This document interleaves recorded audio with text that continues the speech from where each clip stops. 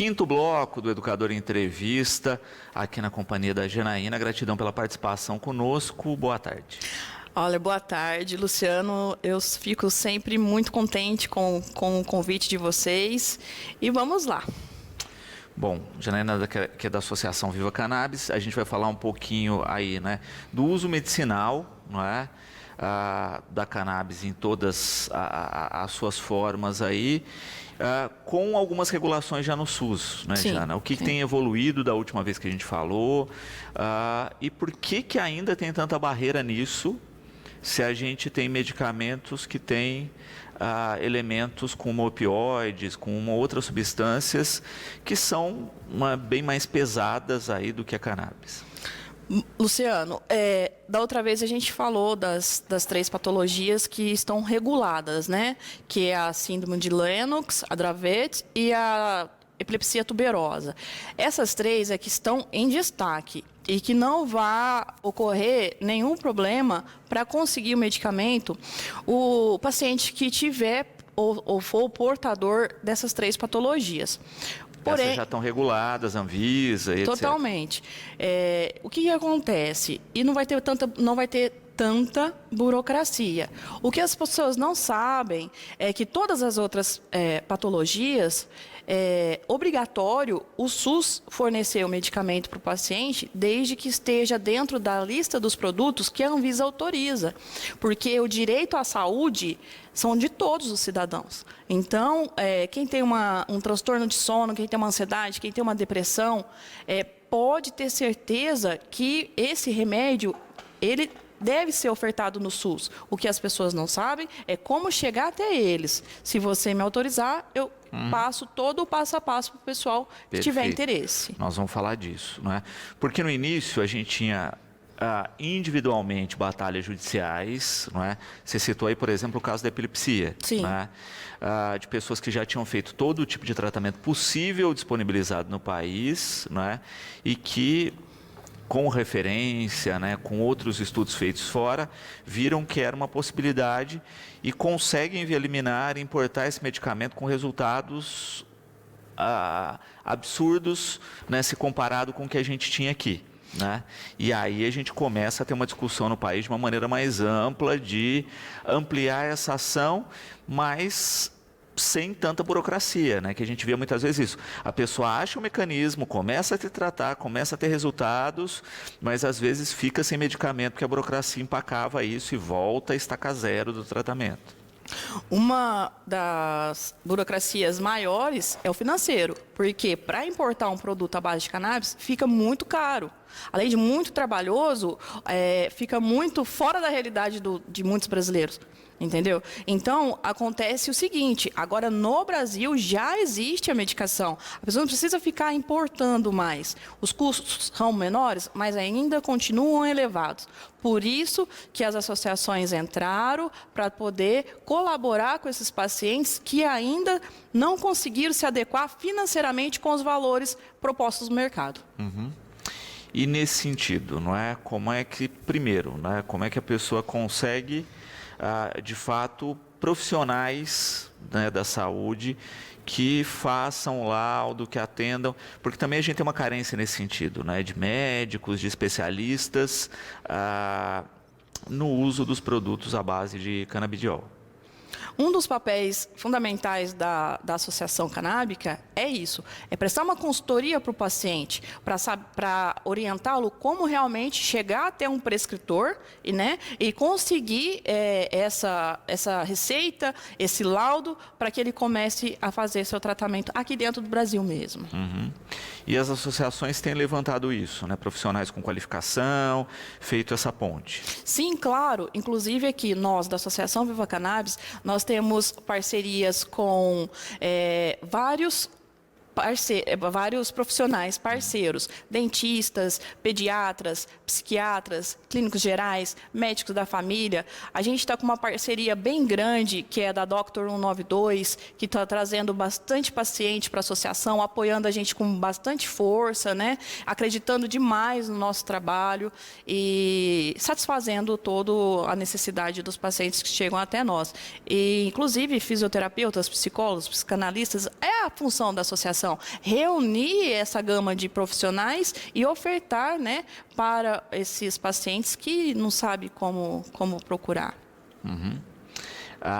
Também é importante a questão prática aí do quadro clínico do paciente, né? O que você falava, né? Tem algumas enfermidades que estão na lista, né, da Anvisa e do SUS, que podem ter acesso, outras ainda não, a gente depende ainda dessa avaliação, mesmo lá fora, havendo resultados positivos.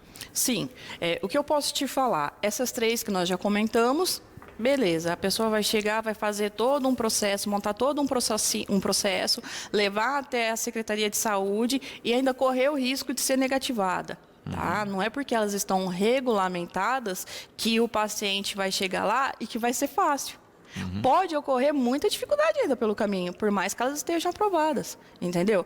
Ao mesmo passo que essas outras que eu citei anteriormente, de uma certa forma, elas também necessitam de aprovação e são recusadas. E aí o paciente tem que recorrer a um advogado competente e atrás de uma liminar para poder conseguir o próprio medicamento. Isso é muito triste.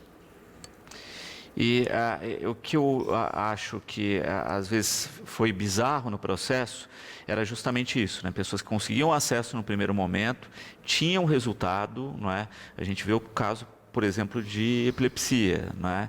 De crianças que tinham, sei lá, quadros de dezenas, centenas, né, de convulsões diárias e que o medicamento elimina ou quase reduz isso a um número muito baixo.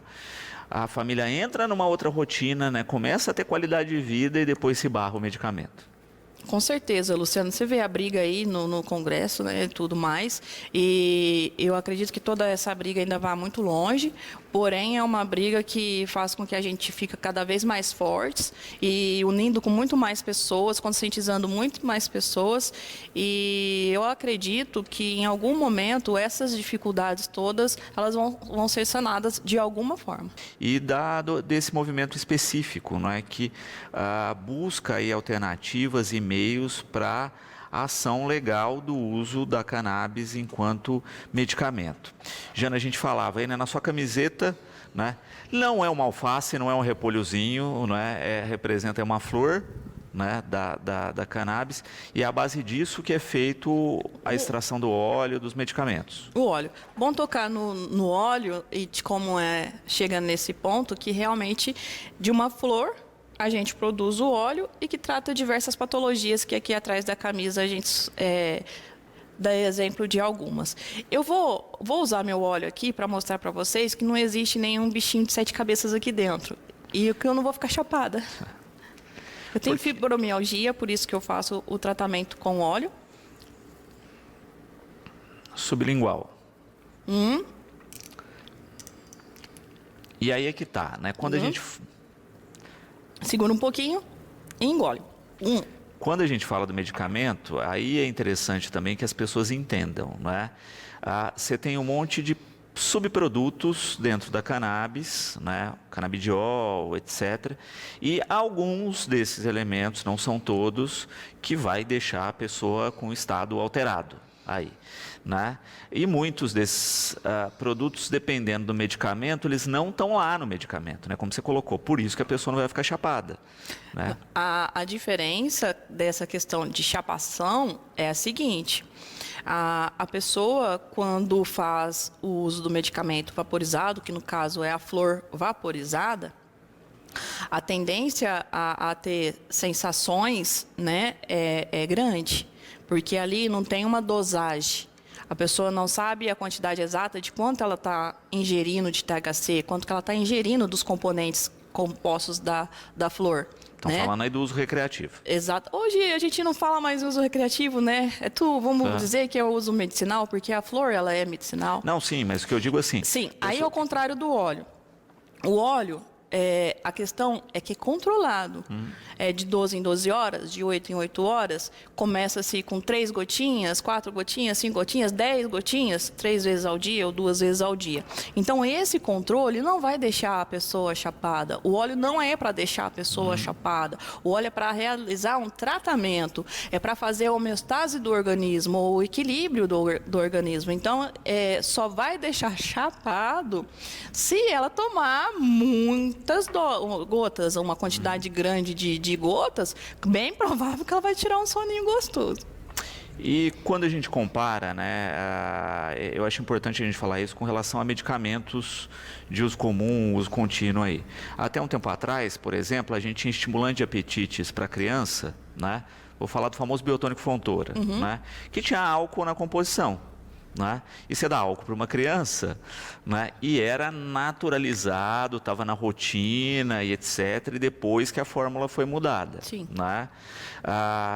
Como eu disse aí, né? A gente tem medicamentos à base de ópio, de opioides, né? Ou outros itens aí.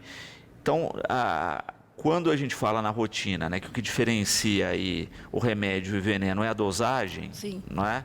É o que a gente tem que pensar. E eu não entendo ainda por que tanta trava no país para regulamentação, para medicação de qualidade, né, para colocar o que já está comprovado lá fora no uso contínuo dentro do país.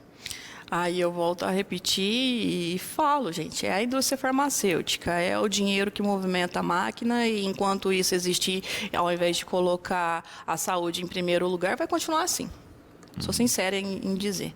Entendeu? Então, na minha opinião, Janaína falando, é isso. Então, enquanto tiver impostos a serem pagos e tudo, e depender de algumas ferramentas de políticos, de deputados e tudo mais, ou até mesmo dessa máquina, né? Vai ser difícil a gente conseguir isso. E é o que eu não entendo, porque assim, quando você regulariza, você tem um imposto pago regularmente, né? Eu fico pensando até que ponto o crime organizado não está envolvido nisso, né? Não está dentro do Congresso Nacional e de outras estruturas, porque a partir do momento que você regulamenta, né, toda essa estrutura, vamos pensar na cadeia produtiva do álcool, que é uma droga legal. Né? Você tem altas taxas de impostos, né? Você tem toda uma cadeia produtiva aí que emprega, que está regulada, e a gente tem tanto problema com álcool quanto com outros químicos ativos aí, tá certo? Certo. A gente teve que mudar toda uma lei de trânsito e a gente ainda tem um número grande de acidentes de trânsito, a gente tem um número grande de internações por dependência do álcool e assim sucessivamente, não é? Eu acho que tem gente lucrando, não é, alto, né? E a gente vê, inclusive essa semana aí, né, empresas de deputados envolvidas aí em apreensão de drogas, né? Vira e mexe a gente vê isso, e não se deixa legalizar porque tem gente lucrando com essa questão, infelizmente. Né? Então, acho que é uma questão que a sociedade tem que debater mais a fundo, né? Não só fazer um discurso conservador, porque a gente tem gente que precisaria de um medicamento, que tem dificuldade de acesso, e não existe explicação clara do porquê isso não acontece. Eu vou aproveitar essa sua palavra e vou expressar, eu estou pré-candidata a vereadora e eu só aceitei participar dessa eleição, né? Porque o partido que me convidou é do PSB e o PSB é do deputado Caio França. O que acontece? O deputado Caio França, ele é a favor da cannabis, tanto que foi ele que implementou a cannabis no SUS, e ele ajuda toda essa parte de legalização da cannabis, né? Com relação ao tratamento mesmo. Então, eu vou realmente bater firme, se assim Deus me permitir eu conseguir essa eleição ser uma vereadora futuramente, a levar a cannabis para o SUS de Batatais. Fazer com que a Associação Viva Cannabis se torne uma utilidade pública para a cidade. Facilitar o acesso dos pacientes medicinais de cannabis com a nossa associação aqui. E nós estamos num período aí, não é, que a gente falava exatamente disso, né, do conflito, primeiro, né, da questão do uso recreativo aí, que dentro, né, do Supremo se falava a questão, né, de descriminalizar o porte de uma quantidade X e que o Supremo, né, via, né, como outros países viram com uma certa tranquilidade essa liberação. Aí vem o Congresso, que está em guerra com o Supremo, aí a gente vê uma guerra dos poderes, e que não, você cria uma legislação que você não pode, né, utilizar nada para uso recreativo e, né, ter nada na sua rotina. Ao mesmo tempo que a gente vê uma discrepância no país, que isso vai penalizar muitas vezes as pessoas mais pobres e sem acesso, porque quem tem dinheiro, mesmo com um helicóptero cheio de droga, com o avião do parente cheio de droga, com a empresa da família cheia de droga, não vai para a cadeia, né? Mas quem está lá, que não tem condições de contratar um advogado, quem está no fim da fila, acaba pecando por isso. Como é que ficou a questão medicamentosa nessa guerra? Não mudou nada até agora das conquistas? Ou você acha que isso pode afetar? Luciano, eu tenho para te dizer que aumentou a quantidade de pacientes na associação, né? Porque muitas pessoas ainda não sabem dessa possibilidade. Então, com muitos desses assuntos sendo lançados na televisão, passou-se a também ter várias outras reportagens referente ao uso medicinal. Então, para a gente da Associação Viva Cannabis, não alterou, só elevou a quantidade de pacientes procurando. Uhum. E até na questão prática mesmo, né? Quando a gente começa a regrar o uso, você tem controle, né? A gente vê também que mesmo no uso recreativo, a ausência de controle faz com que o sujeito não saiba o que está consumindo, né? E a gente tem um índice perigoso nisso aí, porque você pode ter outras substâncias, né, somadas a isso, e a gente tem visto, infelizmente, isso ocorrer, né? E é importante a gente destacar isso, né? Quando a coisa é irregular, não se tem controle. Quando se regulariza, você pode, de fato, fiscalizar, ter filtro, ter vigilância sanitária, enfim, né? Ter uma série de metodologias para ter mais garantia, né, desse uso. Também destacar, dentro do uso aí medicinal, né, a Virgínia. Como é que a gente encontra os profissionais de saúde ligados a essa área, né? Ela está citando aí, né, que se citou a questão das dores constantes, né, que é o mesmo problema que ela sofre, e que não encontra solução médica, né? Tem profissionais ligados a essa área que ela possa procurar? Aqui conosco na Associação Viva Cannabis, sim, a gente consegue indicar profissionais excelentes para ela. Inclusive, esse mês de maio, quem se tornar associado nosso não paga consulta, né? Então, já ajuda bastante o paciente a conseguir um profissional a custo zero. Fábio, perguntando a respeito do funcionamento da associação, né? Quem faz parte, quem pode fazer? Nós temos uma diretoria e nós temos um pessoal que trabalha conosco. Então, assim, do pessoal da associação, a gente já está com o quadro formado, mas nada impede da pessoa ir visitar, fazer alguma intenção de vontade de trabalhar futuramente conosco, né? É isso. Então, no momento, a gente tem nosso quadro formado. Uhum. E para se associar, né, a partir do momento que a pessoa procurou e tem alguma afinidade, pode? Sim, com relação à parte associativa, é só nos procurar e a gente informa tudo, o passo a passo que precisa seguir, e volta a repetir. Aproveita que esse mês o médico é gratuito. Como é que funciona essa questão, né? Vocês marcam consulta especificamente num período, né? Tem uma rotina aí dessa visita? Olha, nós não estamos fazendo o famoso mutirão de consultas, que no caso o mutirão de consultas é com dia específico e horários específicos.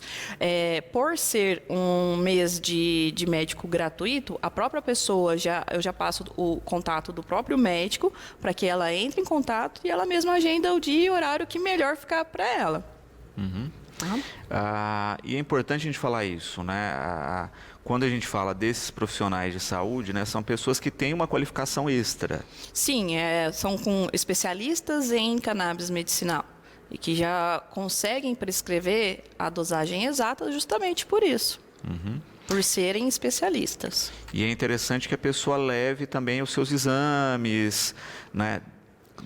das outras espécies, pelos outros profissionais que levaram para ajudar também aí nesse diagnóstico? São consultas online, né? E geralmente o médico prescritor envia um formulário antes para que o próprio paciente já passe ali a maioria das informações necessárias para que na hora da consulta ele já esteja conhecendo toda a complicação do paciente. Mas é importante sim, inclusive alguns médicos pedem posteriormente para que esses pacientes enviem esses laudos que você acabou de falar. Exatamente por isso que a gente fala, né? Olha, a gente estava falando de diversas enfermidades que às vezes a pessoa sofre há anos com isso, já tomou ou toma diversos medicamentos, não é? Então esse médico também vai ver interação e tudo isso. Se fosse possível, Luciano, a gente ficava aqui umas 2 horas colocando depoimentos de pacientes nossos, né, tratados com os nossos olhos, comentando realmente da melhor qualidade de vida que eles obtiveram após começar a tomar nosso óleo. Porque também tem essa questão, né? Olha, é um processo, né? Como qualquer ação medicamentosa aí tem uma fase de adaptação. Como é que foi para você especificamente?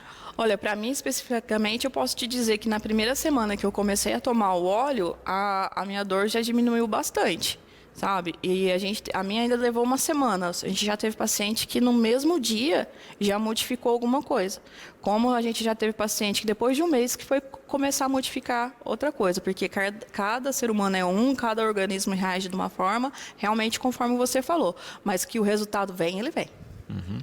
E isso também é bacana de se citar, né? Eu sempre destaco isso quando a gente fala de questões de saúde, porque é um processo, né? Tem que ficar de fato em contato com esse médico, a dosagem em algum momento tem que ser regulada, né? Tem todo um procedimento aí a se seguir. Isso, porque às vezes aquela proposta inicial pode não ser compatível realmente com a necessidade do paciente. E o bom da cannabis é que a gente consegue fazer esse reajuste. Aumenta um pouquinho de dose, diminui um pouquinho de dose, está de 8 em 8 ou passa para 12 em 12. Então, esse pós-consulta e esse reajuste é muito importante para que venha realmente a dar um resultado esperado.